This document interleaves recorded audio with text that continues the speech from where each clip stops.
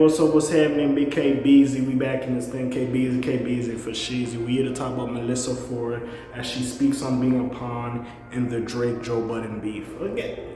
I mean, I could have told you that. You literally heard Melyssa Ford, you a legend of the six. How can you sit beside a D sucker? We already heard that. I wouldn't necessarily say she's a pawn now. There's rumors that her and Drake really had a fling. You know, he invited her to the embassy. They could have potentially dated back in the day. We don't know exactly what was going on with the situation, but apparently that could have been a little thing. We don't know, but she speaks on this, so let's see what happens. So, Drake made things extra awkward between, but was it really awkward? Like, we knew he was doing a shot. It was what it was between Melyssa Ford and the Joe Budden podcast after being shouted out on Give Me a Hug. Drake's latest effort to rekindle his beef with Joe Budden almost a few years ago was pretty cheeky and diabolical on Give Me a Hug off of Some Sexy Songs for You. The boy crafted a well-executed diss on the podcast host while simultaneously sending a flattering compliment to his now ex-co-host Melyssa Ford. Melyssa Ford, you a legend from the six, hate to see you with a D sucker, Drake raps on the song's second verse. In the end, this seemingly caused a major rift between Ford and Budden. I don't think it was a major rift. Maybe she was using it to big herself up and maybe Joe was mad at it, but even still, I was like, can you really be mad at it? Because even though her ex took a dastardly shot at her co-host, do we really know if Drake and Melyssa Ford dated? She unapologetically relished in the kind of statement. Yo, she felt good about it. I can't be mad at her. A few days after the song released, Ford said, I mean, it's great. It's awesome. I mean, it's not the first time, though. It's not even the second. It's not even the third. She continued, well, thank you. I don't know what he's trying to do. Not in that man's mind. I do not know. I was happy with that. In conjunction with the irking, the JBP crew. I don't think anybody was mad. Niggas was laughing. Niggas might have been mad at Joe. Joe might have been mad, not niggas. To some degree. Folks online believe that Ford was being played like a pawn. Yeah. Speaking with The Stop, the video vixen did come to the realization that she was just that. However, despite this, she's standing firm on the stance she's held for the last 11 months. Oh yeah, I do remember, fucking Joe Budden asking Jim Jones Jim Jones asking Joe Budden about the whole Melyssa Ford situation, and him just saying, oh, she left because, you know, she was going through stuff and she left. There was a clause in her contract. Again, if I find the clip, I'll put it in here because, again, I never covered that. So, of course, that could come back up. So, the conversation arose after the show's host asked Ford if Drake's tried to rekindle that fire since the shout out. The Canadians did date in the late 2000s, early 2010s, but she says no and that she was just used as a chess piece to reignite his tensions with Joe. Yeah, factual.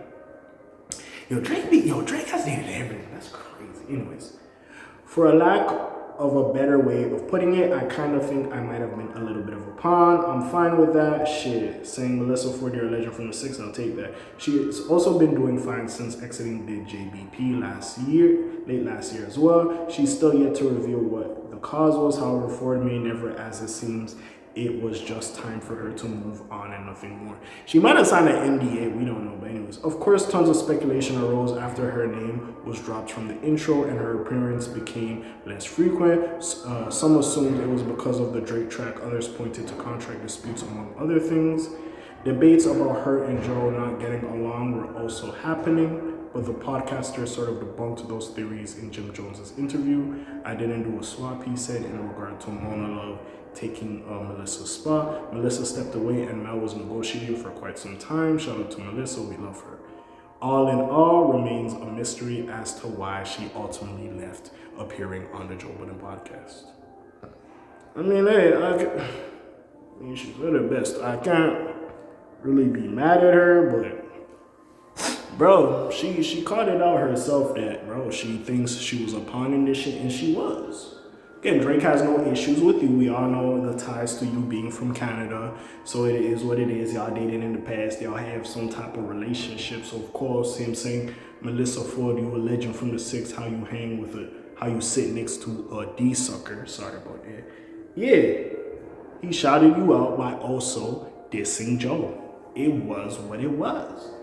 And again, maybe she shouldn't have like went on social media, put the song in her bio, then like some like fucking reels to the song. But hey, she felt good about it. It was what it was. And again, see, this is the thing about Joe. Again, they could have a nice relationship. We don't know about Drake and Melyssa Ford's relationship, friendship. They could be cool. So yeah, you might be going at that nigga. She really don't have no issues with dude.